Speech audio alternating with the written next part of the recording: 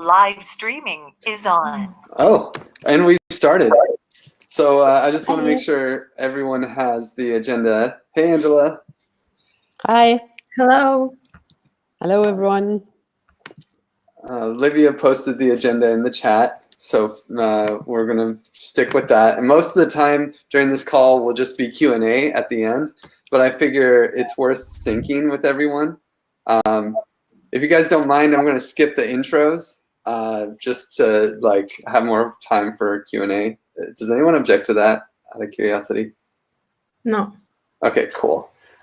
So I'm just going to dive in. Thank you guys all for coming. I do have a small presentation because why not? It's fun making slides. Maybe while you're at it, yeah. So I invited Grace to this because I'm also taking part in her course at the moment, and Livy too. And we heard also from the community really. So there are others who are joining her DGov calls, and I thought that's the time to bring her in. And yeah. Yeah, that's great. Yeah, I mean, one of the things we want to give in this update is that it's time to open the floodgates and let people join the party. So, but yeah, let's just go through where we are. Well, so one thing we want to make sure that's clear is that what are we actually here to do? So our goal in this TE Commons project is to launch a ecosystem funding DAO for token engineering public goods. It's going to have conviction voting to decide where funding goes, and a bonding curve to kind of control the boundary layer of who has tokens and governance power over the funds we have. So this is the core root of the project. And this will, if this project succeeds, if we can achieve launching this project, then hopefully we will be able to create a financially sustainable solution for the token engineering field and the public goods that are required in this field. This is a social experiment. We don't know exactly how it'll all work out.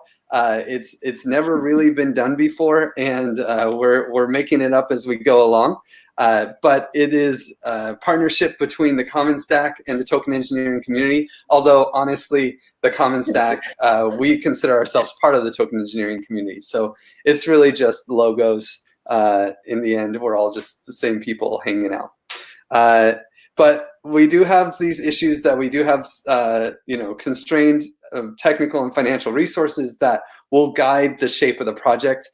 We don't get to just make any bonding curves that we want. That would require a lot of audits.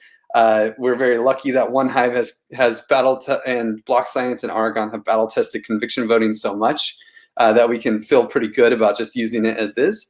But we can't just be making up everything. So those are just kind of some overviews of the scope of the project. One thing that we want to be careful of is to ensure that we are not the new governing body of the token engineering community. And maybe one day it could be or be some part of it, but that's not what our goal is here. We're just launching some DAOs or a DAO. And we're not necessarily a replacement or even an enhancement for any other projects. So the Academy should continue on and kind of forget that we exist. It's, same with the review committee. If the project is a success and it launches, then we should be able to really aid in those projects. But we're not trying to, we want to make sure that our scope is focused within when we're playing in the token engineering commons space on the launching of this product. Sorry, was there a question?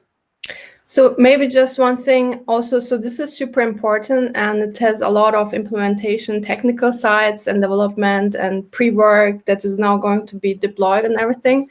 So the technical side, but of course we really care about that we have now defined the values and everything, but how are we going to go to a decision-making process that that comes out of this token engineering community and is also reusable and maybe feeds back to the cultural build that Common Stack will offer to further projects who want to, hatch their commons. So that's why it is still, so we found this big hole that we need to actually also think right now, start thinking and developing how do we govern this once it is hatched. Yes. And we should have the answer right there as well. Yeah, and I think I'll go through a lot of that in just a couple minutes about the roadmap and where we are and what we still need to do. Because and this is kind of the proposed roadmap, and we're only at, so the first step is just for us to agree on the vision to some extent, and the processes that we will use to actually create this vision.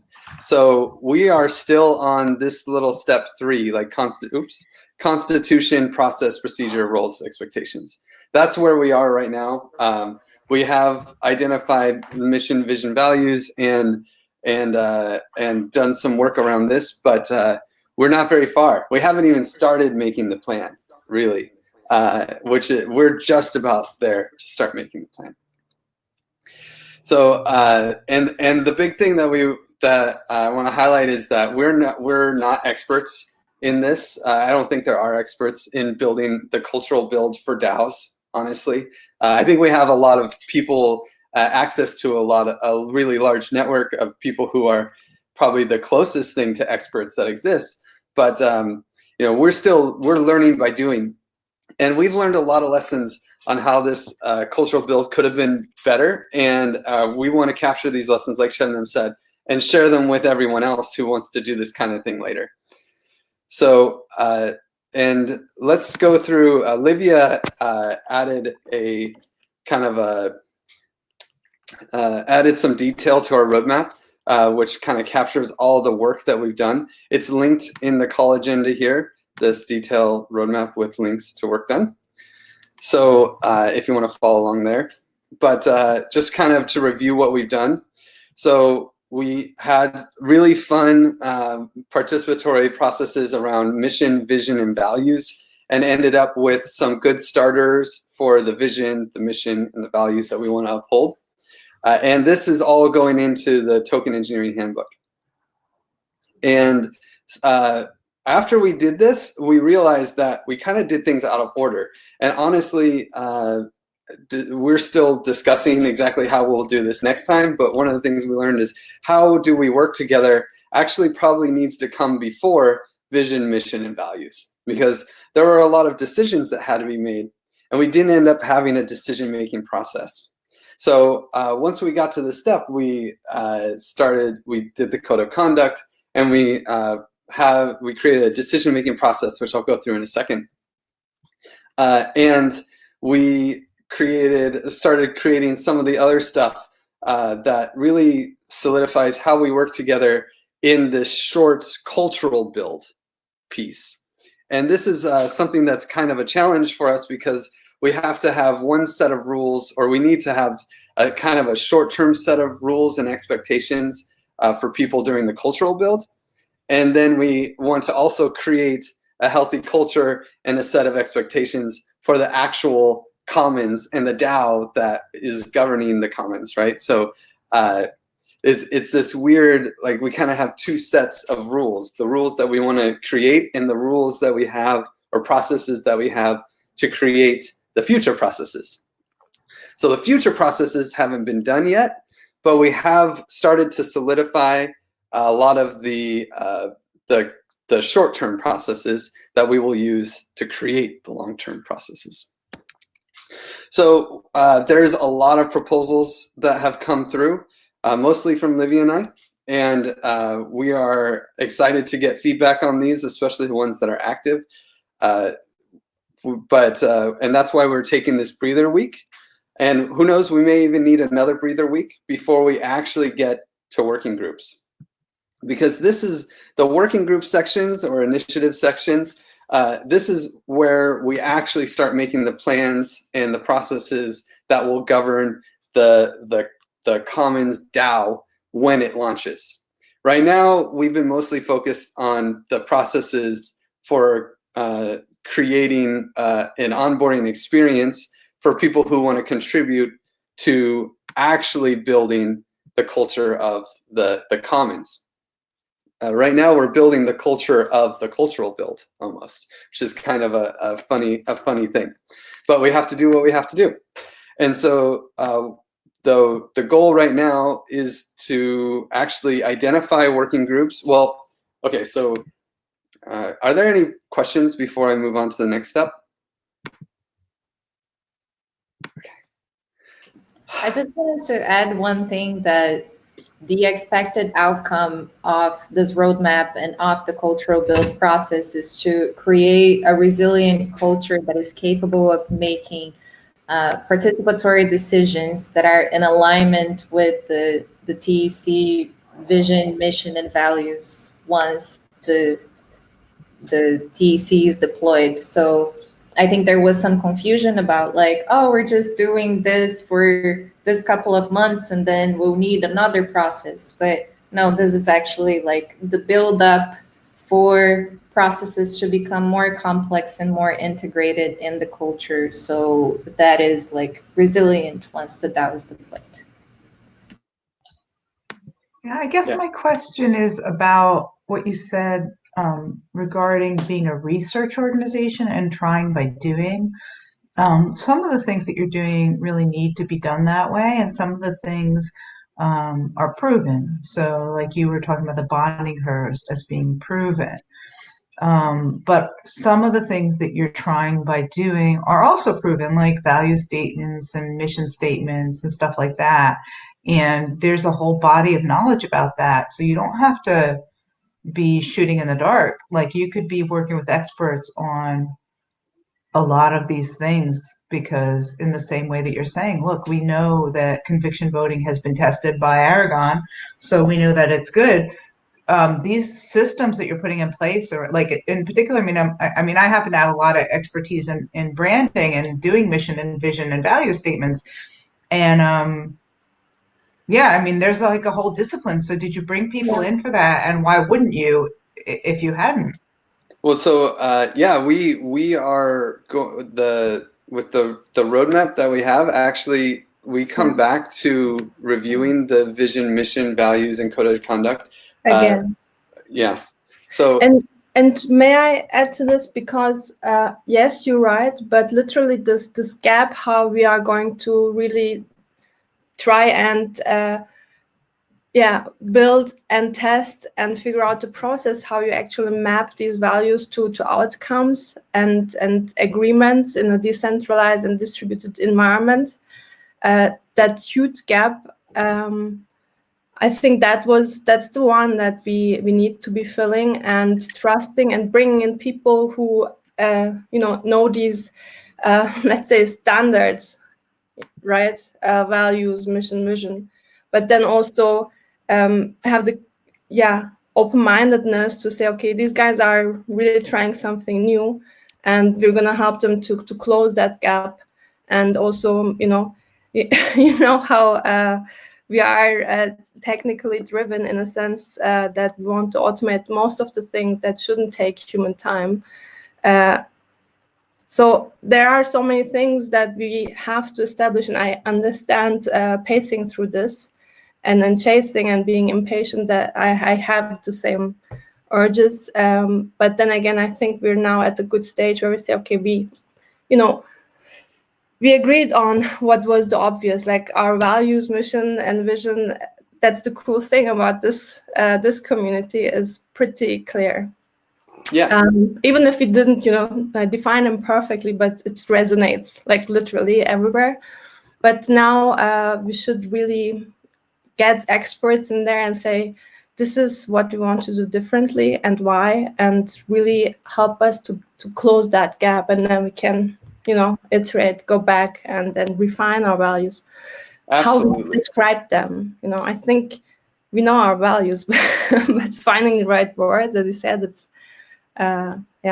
Yeah, one of the mistakes I think that we've made in this process is starting with the vision, mission, and values, which is surprising. But we really needed to figure out some of the stuff we're working on now first, which is how do we onboard people into this community? How do we incentivize people to contribute?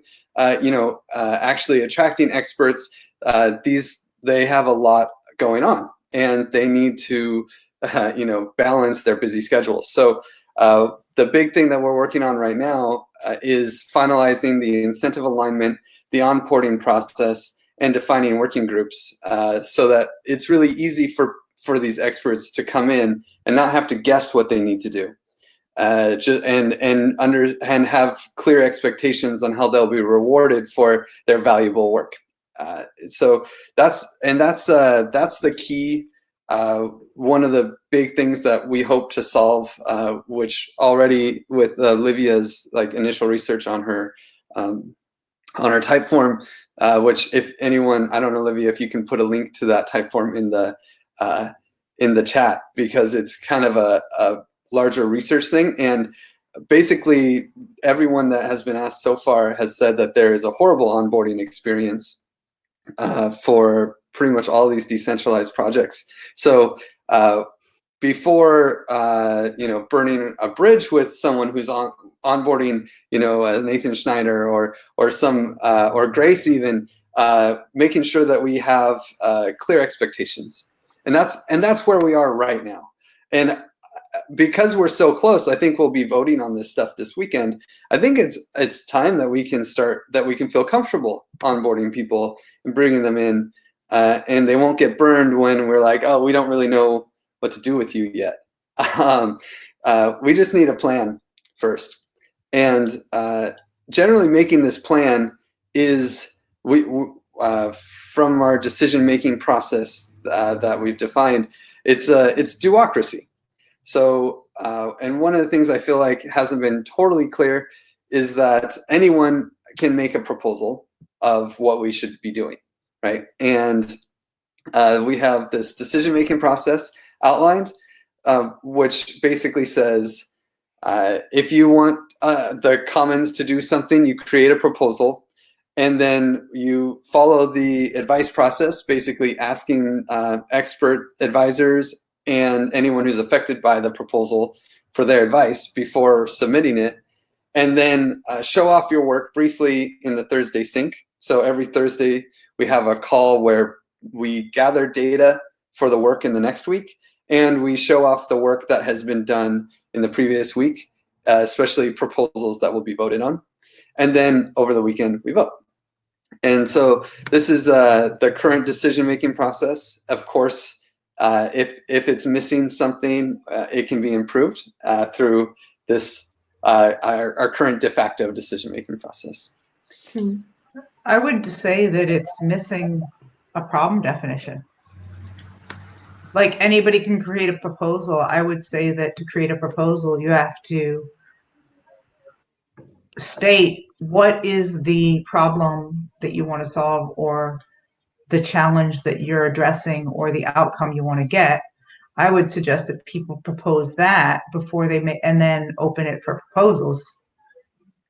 Yeah, well, what our general process, which is really fun, is just commenting in the docs, because one thing that I've learned that from my own perspective is that discussing things in calls, really good ideas come out in calls, and then they just get lost.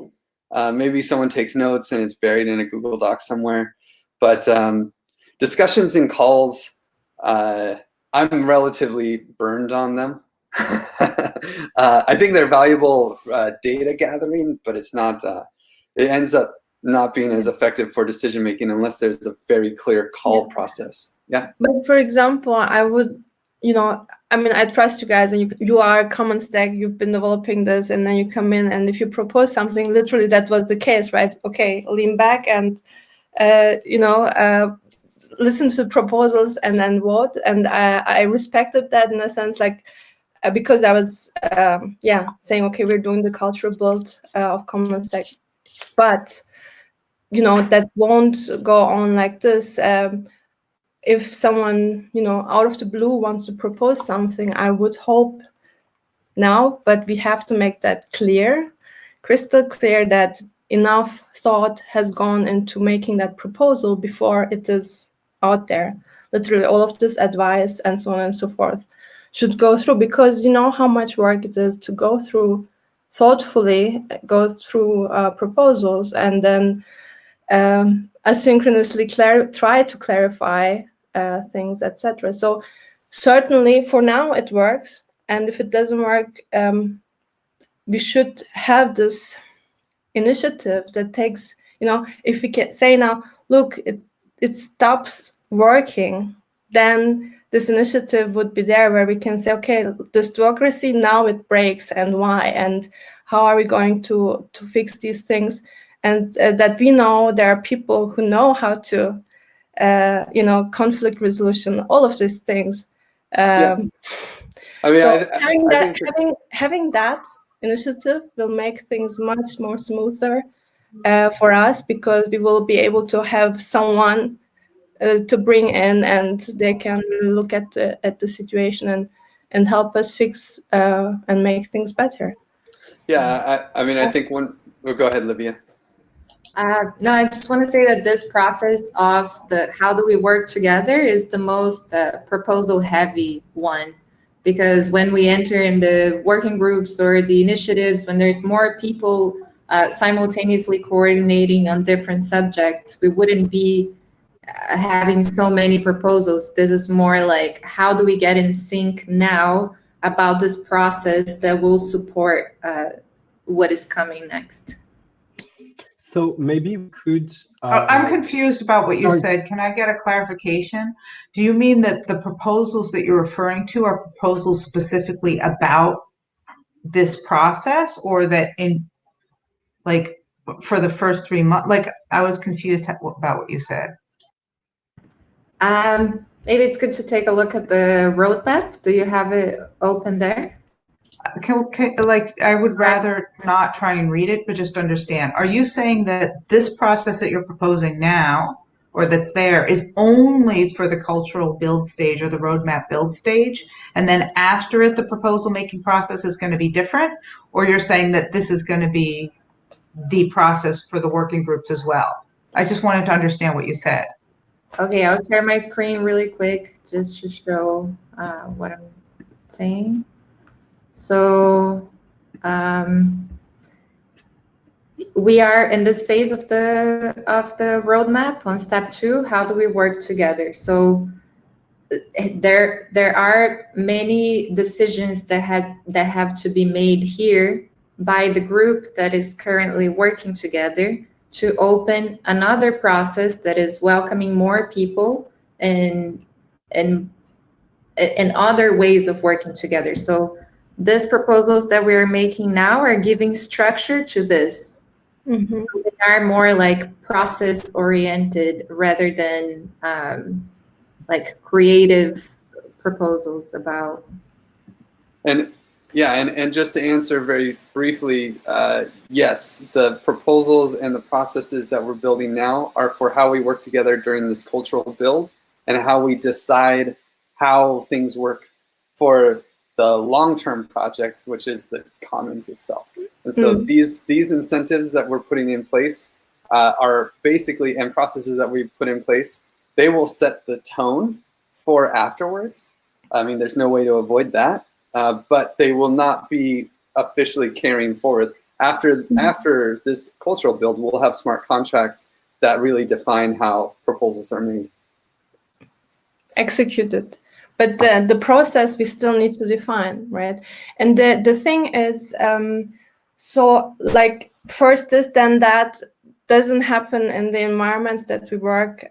For example, we already also have initiatives like the book and the TEC Academy, and these groups also decide, right? And that would be really cool to have this next initiative that looks at all of these different decision-making processes and also helps us understand why do they choose different things, because they want to experiment on different things. Should that be the culture of decision making in TE Commons? Maybe because we want to be able to experiment with new decision making processes, and how much autonomy should these initiatives in themselves have without dispersing, but still know they are aligned with the values, even if they're keeping experimenting. So And literally, we are at this stage right now, and it would be super cool to have this documented, to have these sessions where we can evaluate what is currently happening.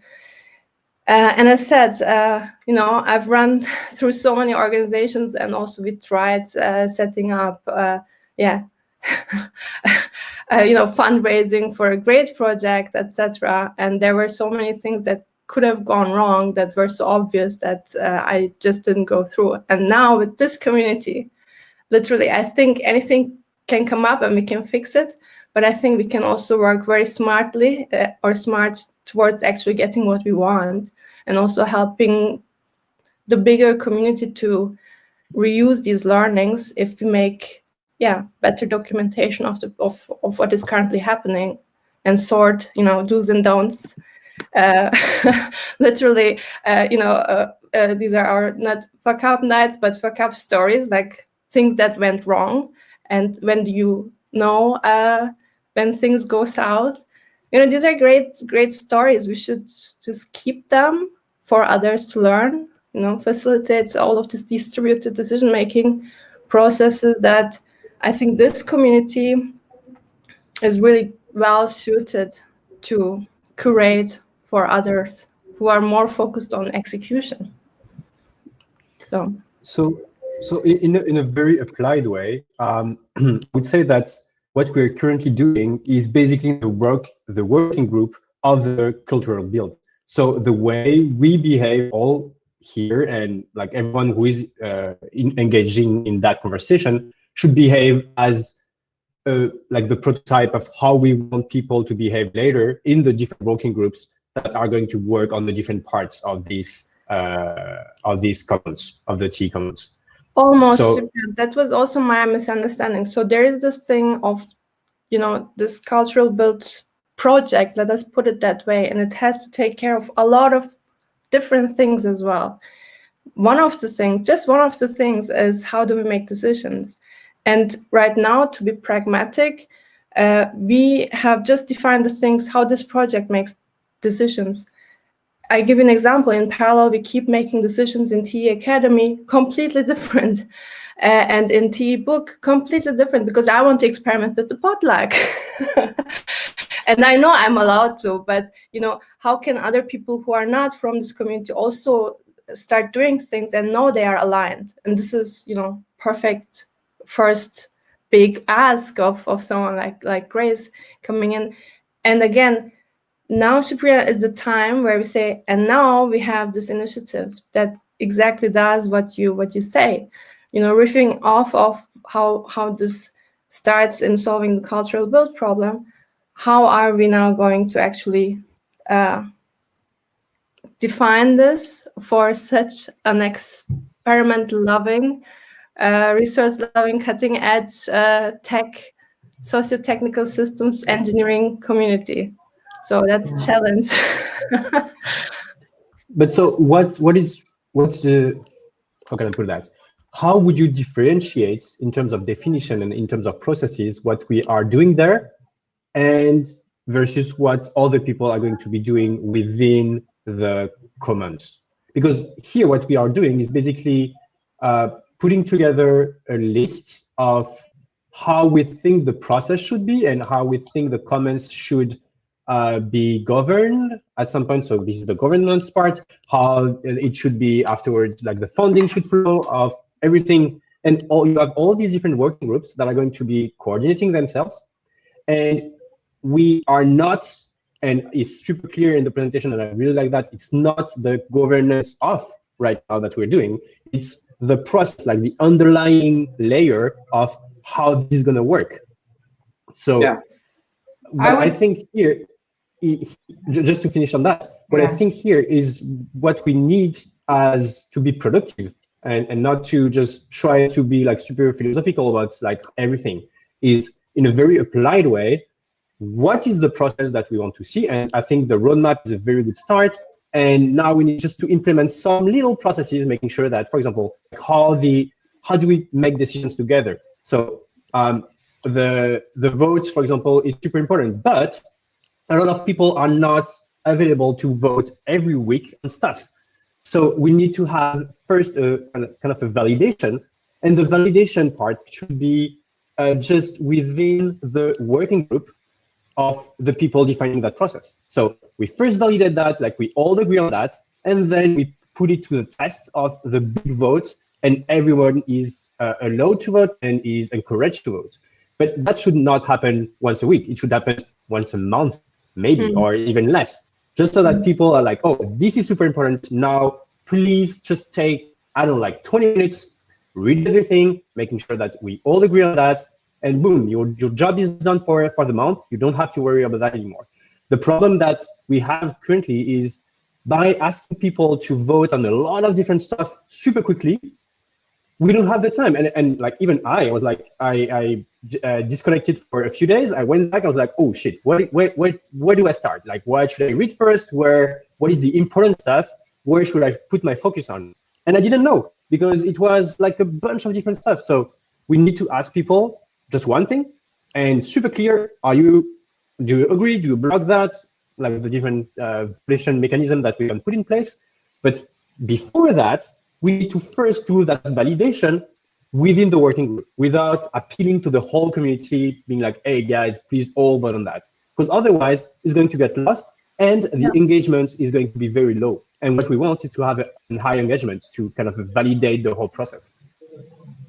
So I love what Cyprian's saying. So there's two things he's saying, right? One is we need to walk the walk, right? We need to practice what we're preaching. And two, we already have a failed process.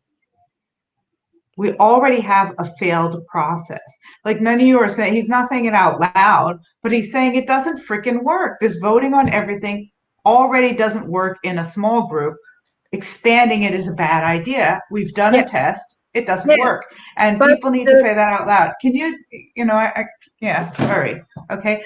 The first thing he said is we want to behave in the ways that we would like to display.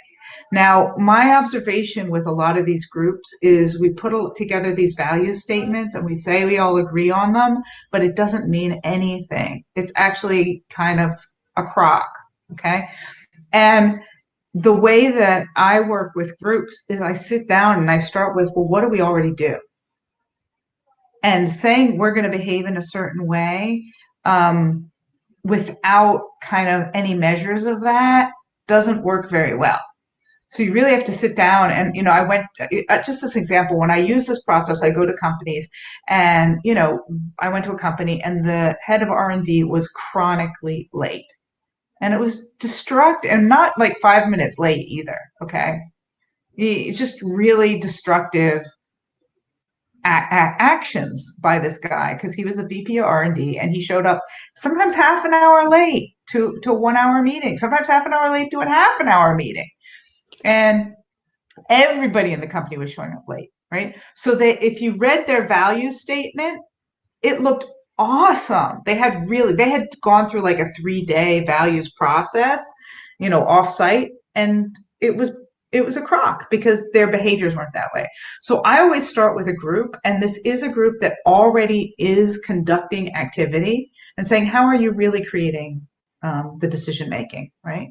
Who's really deciding? Where's the real power?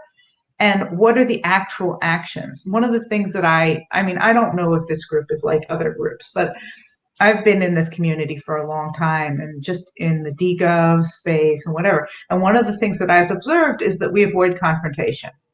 Like actively, that is our actual action.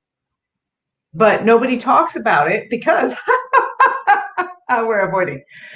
So the process that I like to take groups through is to sit down and have like an anonymous board and say, what do we really do? What are our real values? Because right now, one of our values is be nice,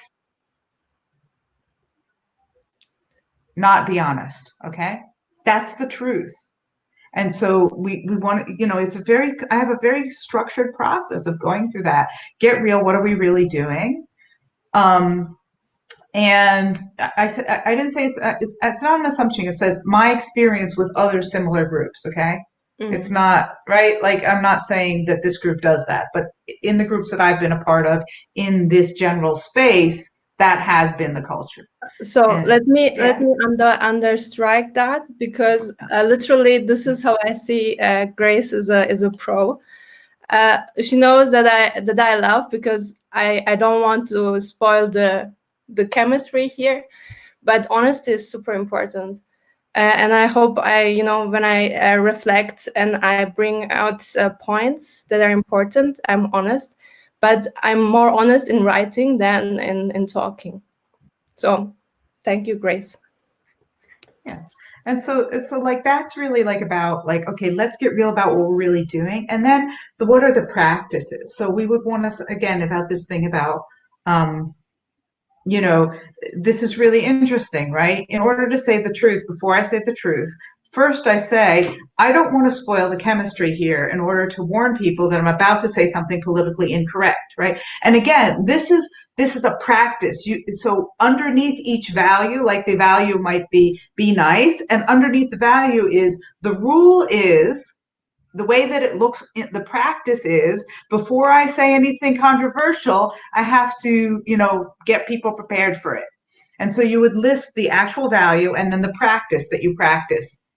And then you can really see, you can break it down, like, we actually have practices that reinforce the value, be nice. And then once you've done that, you go the opposite way. You say, okay, if this is our value, this is our mission, right, to create this token engineering space, what would be the values we would want? And then what would be the practices? So it really has to map the values to actual practices. And it's quite helpful to see the practices we already have in place. And there are some practices, to be honest, like there are some practices, like here we're very honest about the technical parts of it. Okay, so what are the practices that the technical things have used, to be honest, that we could move into our emotional practices? So it's very, there's a specific way to do it. Exactly. Can you summarize this, because it's exactly that, and the challenge will be, how can we live that if we don't come together in physical spaces all the time? Like, I think there are still new stuff also for you, or I don't know. Yeah. Okay. Good. Oh yeah, like this will be a challenge to facilitate. This would be super interesting and challenging to facilitate online. Really interesting. I think we're going a little bit in a tangent of how to match the values with the actions, that it's something very present in our perception and building of the roadmap. So I think if there is any initiatives that people can propose for us to do that, that's great, that's super valuable. But also I want to, I appreciate Cyprian, your feedback that the decision-making process is too fast, but I really want to understand how we can move forward now in terms of inviting people to participate, and what is the best practices we can have for onboarding. If you can think of a person that you would love seeing here, what would be the best approach to invite this person in? What do we need? So we will revise the process and understand how to make these decisions in a more accommodating way for everyone's time. But what is important for someone that is entering to know? I would love to hear about that. If I can just say go ahead. Okay, thank you. Just on what you said, Livy, just now. Number one, just general feedback about this meeting. I'm not really sure kind of what's the focus. It feels a bit kind of all over the place for me, or maybe it's just that I just came out of living in the woods for 4 days. But second, I would say everybody has a different expectation surrounding how fast things are moving and when they want to jump in and be involved. For me, I'm fine with this decision making happening so fast. I'm fine to representative democracy, say, Livy and Griff, I trust you. I'm happy to, I know you're putting your hearts and souls and sweat into this. I actually just want to jump in and be involved when there's actual work to be done, because for me, where I'm at, I don't really have so much capacity to talk about how to do work. I'm so happy to help in documenting the process and the mistakes that we make and the solutions that we find. But I think understanding everybody's various levels, like Cyprian sounds like, you know, he wants to be more involved, but he can't quite keep up with how fast it's going. For me, I'm happy that it's moving fast and I'm ready to like jump into some actual deliverables kind of a thing. So Yeah. I think that's a point as well. Exactly, but this meeting literally is a Q&A, questions and answers. And I think, as you said, you guys weren't here for a couple of days, and that was an important, space where we actually discovered a problem, and we didn't really have a conflict resolution mechanism in place. And these things, you know, could just stop right there. But we are strongly connected enough and we care about this enough that we move to this meeting now. And this is Q&A. So let's give us also that time, you know, that we have these meetings, they have the focus. And if that's a Q&A, it's a Q&A. And also, I think that's one of the things I think has been going a little askew here. It's a lot of, it's not really questions and answers. It's more like, sometimes we're going into a little bit of like, how do we solve the misalignment of values, or how do we solve things? And I think we should try to, at least for the last 17 minutes, not try to solve anything and just try to gather data. Good point. But Cyprian, sorry, you've been trying to talk for a while. No, just yeah. Again, like I've to summarize a bit what I think is, I think we are all working a lot on a lot of different projects, and we have like a lot of different things going on, and so it's very complicated for everyone to follow what's happening. And like I did experience myself, it's overwhelming the amount of content that is going through that community. I'm amazed by that because I'm like, wow, that's so cool. There's a lot of stuff to read, a lot of stuff to care about, to engage into. But as a community, if we want to organize ourselves, we need to have processes. And I really like what Grace mentioned about these practices and like, how do we have very applied way of doing things that make us an easy community to get around, because you already arrive, you have that list of stuff like, this is how we do things here. And basically, if we do the voting process, then the voting process should be, for example, restricted to a small amount of person at the beginning, just to make things quick, making sure that, yeah, we can flow and just get around and put everything in. But when we do have something public, and when we are ready to offer something to the community, being like, this is the result of, I don't know, like 2 months of research that we did. Do you agree with that? And that at this moment, we hope to have the necessary engagement to validate the whole process and be like, oh yeah, so people voted on that, people were engaged on that, so it makes sense. Because if we are just the small group here and maybe 2, 3, 4 more person just working on our side and making decisions among ourselves, actually we're not, even if it's like a participative democracy, it's totally open, anyone can vote. If nobody's voting, then it makes no sense to have that process. So for the sake of like a very applied way and very like going quickly with all that we're doing, I think, yeah, going through that process by ourselves, just in a very small group, evolving and iterating on the different issues. And then when we do have something to offer the community, then at that point, just open up and being like, this is the result. And you just have to vote once on that. Yeah, I like that. And the big challenge that we've been having is that, how do we make it worth someone's while to actually engage in this community? You know, like, we have a lot of these experts that are at our fingertips, but like asking them to do volunteer work is kind of, it's really cashing in social capital on an individual level. And that's one of the big challenges that we've seen so far in like engagement, is that we get a lot of engagement by voice, you know, but actually sitting down and doing work. Oh, you know, so we've kind of, one of the proposals, and it's like these onboarding proposals and the incentivization proposal and the what's the other third one?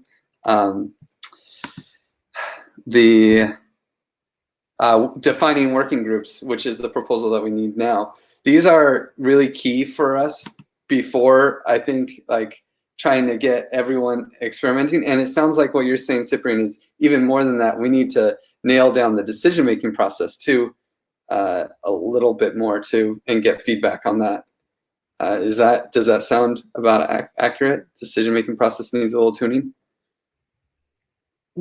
I mean, yes, but in the end, we need to work as a different entity. Like, just go with whatever we produce, and once it's produced, first get the iteration with like the feedback and the engagement of everyone. Because otherwise, if you do it on the reverse, then you are just iterating on your side, and then you don't know if you are still in line with what the community wants. So it's better to have, so like right now I'm launching a product. I've been working for 3 years to launch a big product, and we had this sprints of 2 weeks. Because we were iterating so fast, it was impossible for everyone to follow where we are at. So right now we moved to a month of sprints, and we are going to be releasing features every month. And why do we do that? Because this leaves us the capability to get feedback from people and to get the actual engagement that allow us to have data on which take the next sprint, so the next month of work, to make sense. Because otherwise, by doing this super rapid iteration, yeah, it's nice, but in the end, we don't have enough data to know what's happening and if people are actually engaging with that, or we are just totally going on another direction. Yeah, I wanna open the floor to Angela and Jeff, as they haven't got a chance to speak. Do you guys have any questions or thoughts about the process so far? Yeah, I'm listening and I'm trying to make up my mind how we can deal with this. So what I've learned, perhaps reconfirm, what I've learned now is that we should reevaluate our mission and values. No? Or how we then translate mission and values to our actual procedures. Okay. And that includes decision making, right? All right. And I'm just wondering, okay, all we are discussing at the moment is referring to this building process, because once we've launched T-Commons, then we will get back to conviction voting.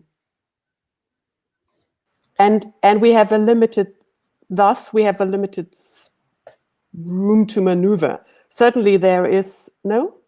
Yeah.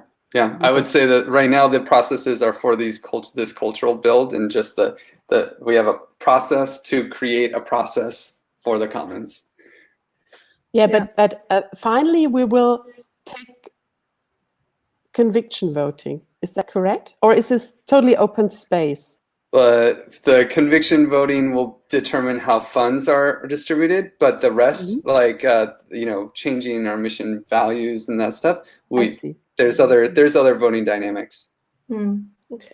Yeah, all of the spectrum, I think, but at the same time, I am sure that we're going to create data and insights for also how to improve conviction voting. So definitely, it is everything is connected. Yeah, right. Yeah, and sorry if there's any background noise. I'm also working from this cafe, but I think there's kind of an inherent balance between how much you set up these processes to understand our cohesion and goals and purpose, and also how much you balance that with actually doing things and the duocracy Griff mentioned. So I mean it's tough to find that balance, and I think it's a ongoing process to figure out what are we building towards, and then how do we build towards it. And I think those are two different, and neither question is ever closed. The processes need to evolve. We need to have processes for how those things evolve. And I think we're on that track. And I think this is one of the most comprehensive community building initiatives that is aiming to be inclusive of so many voices at once, which is part of what makes it so difficult and slow and time consuming. But I'm happy to see the processes that have put in place so far, hear the dissenting voices, and see that feedback integrated as well. And I think this is, one of the most exciting forming DAOs that I see in the landscape today. So I'm definitely happy to be part of it and to see the mission of the token engineering community empowered by this commons infrastructure of funding, decision making, etc. And the cultural build process, I think, is what sets this apart from a lot of other DAOs that are spinning up around the same time.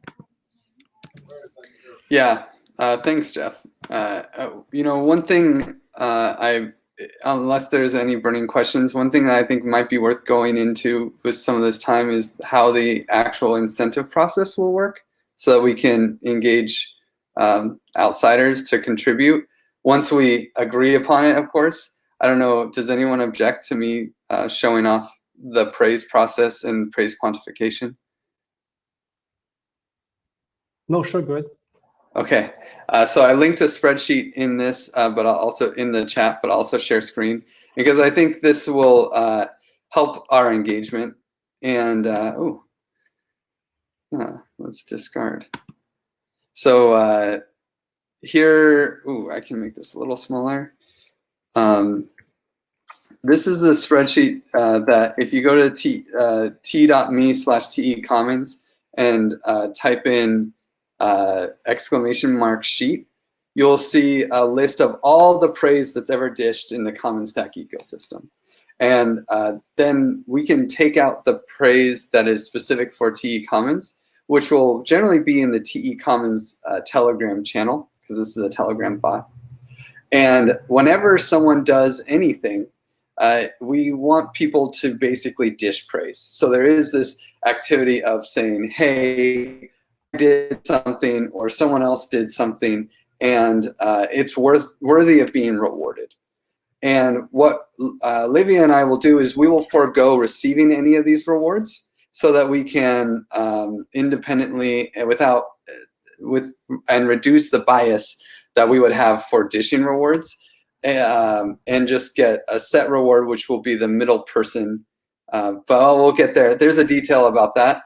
But basically, every time someone gets dish praise, we will dish points for those people.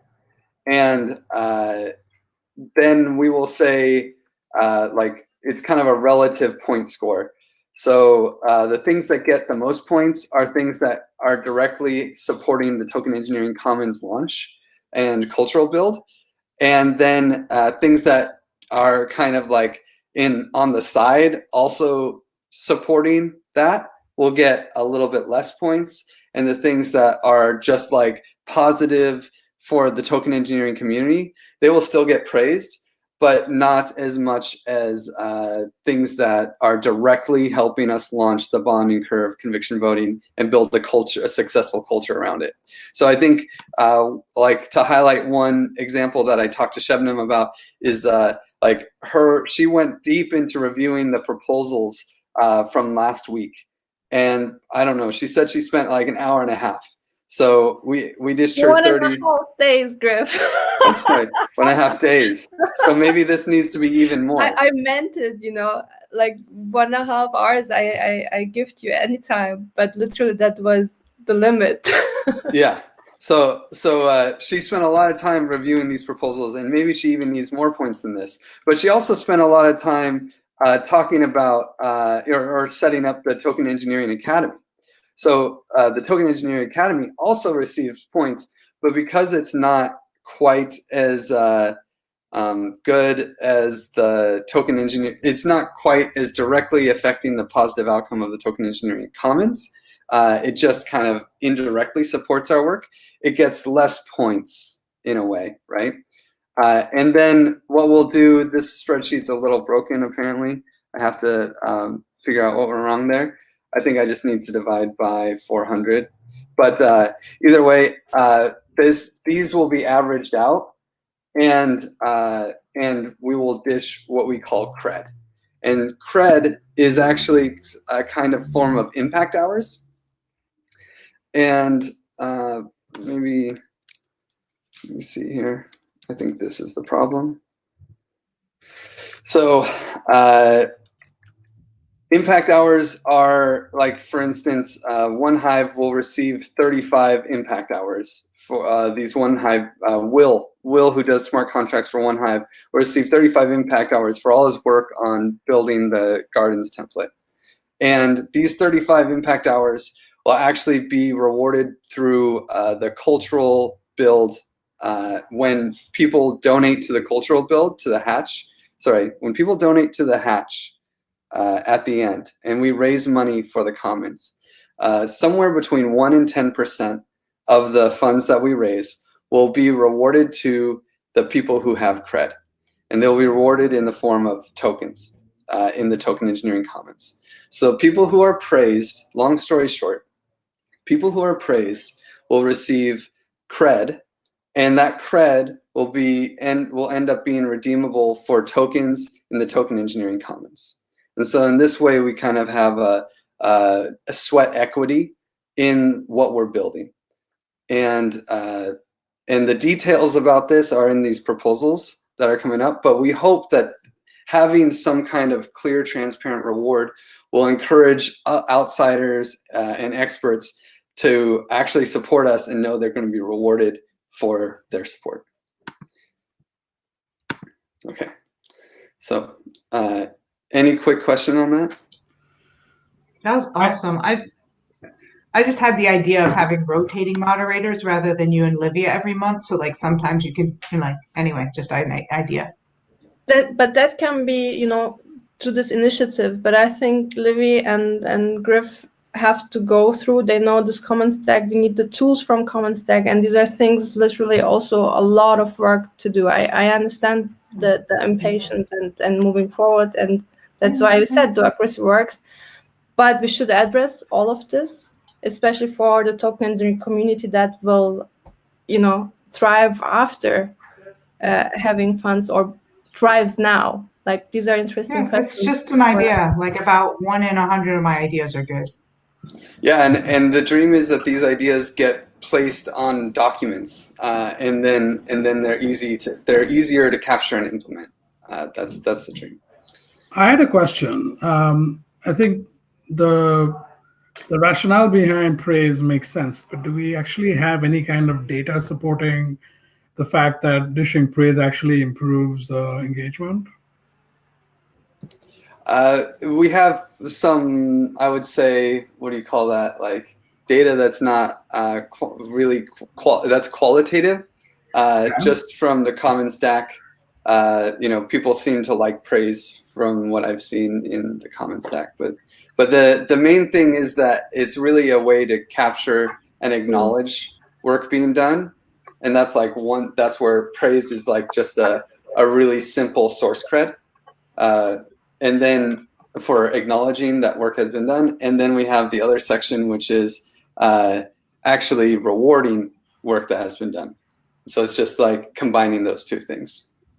Yeah. Well, I would say that you might want to look at Arthur Brock's Dynamics of Incentives, where it talks about the difference between different types of incentives for different types of behavior. Feeling appreciated is really different than being rewarded from your hours. And I love getting praise, but if somebody praised me like every 5 minutes, I'd be like, that's just flattering, right? Like, but if I worked all the time, I would want to be, rewarded in proportion to my work, but I wouldn't want to be acknowledged in proportion to my work. Like they're very, very different human needs. And Arthur has a great article about that. And I think that's an interesting thing you brought. Sorry, that's an interesting thing you brought up, Grace, because I spend a little bit of time in source code. I had to step away, but I kind of noticed some of that. Like it's the praise of being acknowledged sometimes is enough. So you get a lot of people providing fairly low input work, and that takes away from the. I guess it's just the question of focusing work and seeing where more people are needed and what kind of work is required more urgently and more, I guess, which has a higher impact compared to just writing an article. One suggestion. So from what you heard now, maybe also go through the current open proposals. That would be the number one action that, everyone interested in evolving this and backing it up with data and deciding and making really, get this body of work started. That would be great if you take this as the kickstart, knowing what is good, what will be improved, etc., and take this and then start that initiative. Yeah, I want to give, I know we're 2 minutes over. I'm pretty sure Livy and I can go longer, but I want to give people a chance to give closing thoughts and leave if they need to leave. Does anyone need to bail? I wonder, there have been many comments on the onboarding process document and what are next steps here. So, because I felt this is not finished, even though now I've seen the spreadsheet and in general know how credits should be calculated. Yeah, so is decision making ready, or maybe also based on this conversation, what are your thoughts, everyone? Just want to comment quickly about the onboarding, that I would love if we had gone through it during this call, but we didn't have time. So if anyone can comment, even in the notes of this call, answering this question of if you would bring someone in, what would be the best approach, you think? And yeah, just best practices around onboarding that you would like seeing here. And I integrated a few of Shebnem's comments on the onboarding doc, and I would love to hear more to revise that proposal as a whole. And if anyone has ideas too. Yeah, and anyone else have closing thoughts before if they have to leave? Okay, cool. I really don't want to take up, I know all of you have very important things to do. So if you're staying, that's cool, but I want to respect your time. So yeah. The results of the survey. Any plans? Like 17 responses sounds great. Oh, that was the first type form, the vision one. But now we have just 8 responses. So if you all want to help passing that type form around, that would be great. Yeah, I looked through the type form and there was a lot of stuff that I could have written an entire book about, but I answered it as best as I could. Again, like I said, some of these processes that you're asking about have, volumes written about them. And, I'd be happy to, help you, point you in the right direction with that stuff. And Cool. I don't know if you have my book or not, give you a free copy or whatever, like however I can help you. Yeah. I got to run because I just haven't eaten and my head is going like, all right. Well, take care. Are there any questions about the incentivization process? Because I feel like there's going to be a lot, and I don't want to steamroll the process through when I don't think I've done a great job of explaining it. So I guess, is there one, speaking of onboarding, is there one place where all of these documents are listed together? I think for me, in general, just quick feedback, and I'll go in and add some comments in the document. But for me, I'm really struggling with all the written content, and having more visual forms would be super helpful. And then, just like a one-stop shop that's not somewhere in the thousands of Telegram threads. I really struggled with, I have my own Notion where I have a page for every one of the 10 projects that I'm doing. So maybe this is a feedback just to have a little more visual form. And then just side note, Shebnem, if you have 5 minutes after this, I wanted to touch with you about helping on the TE Academy with some promotional content ideas. Okay. And in general, looking forward to the next steps and just catching up, being back on now. TE Academy, also Angela is actually doing Angela, yeah. all the Okay, I see communication. her A now. Okay, yes, and Angela as well, just for after this meeting. But And I need you for the book as well, Jessica. yeah, I know. I just put it in my calendar for Thursday as a recurrent. Thanks a lot. Take good care. Oh no, I'm sticking around. I just am Okay. popping in. And yeah, for onboarding. Oh, you're gonna go. Okay. One thing I want to encourage all of you. I know Angela and Shebnam, you guys have a special vision into seeing what people are doing in the TE space, and if you guys can dish praise for good work that's being done in the TE Commons channel, they will get rewarded with part of the Token Engineering Commons hash. Yeah. So definitely, and there's also another thing, like with the book potluck, we're also self-accounting and at the same time testing this, but we can figure that out, how I can look at that and then just make a, how do you call it, dish train? Praise train. Praise train. Okay. Yeah. We'll get to that. How do you identify the tier then? So it's completely subjective. Livia and I just kind of guess, and it's not the best solution. Obviously, like having some kind of AI run on SourceCred or something would be really cool, but we just, and really the tier is more of a communication.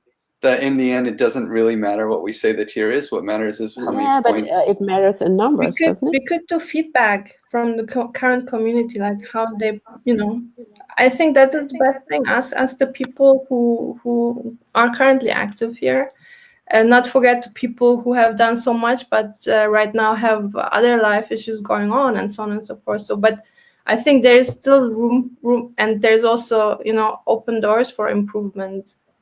Yeah, open doors always. When to determine the tiers, we're gonna have like a call where we dish the points, and I think we can invite anyone to that call. And also, when we do dish the points, our goal is to actually have a medium where we publish the results on a by every 2 weeks. And I was just wondering if we can, if you do it retrospectively, some people might feel not, let's say, being dish praise in a fair way. I was thinking, okay, it's 3 tiers. They are specified in a way. Can we have a code word so that the praise dishers can give you some information what this contribution was related to? I was thinking that's way easier and also perhaps not that much controversial in the very end, and also not perhaps more efficient, because if you have to go through a spreadsheet to digest if 3 weeks ago this dish was praised, if it's correct, it's tier 3 or perhaps tier 1, I don't feel that's pretty efficient. Just thinking, but I'm not. Yeah, the question is if the praise disher, if we disagree that it's, in the end, if they say it's tier 1 and then Livy and I think it's tier 3, we'll just give less points, right? So but I think for you it's even harder to rate, right? So if I collaborate with somebody in the reviews group and I feel, okay, this was really relevant for our decision-making process and thanks for making me aware of, for you it's even harder if I dish praise after this meeting you haven't been part of?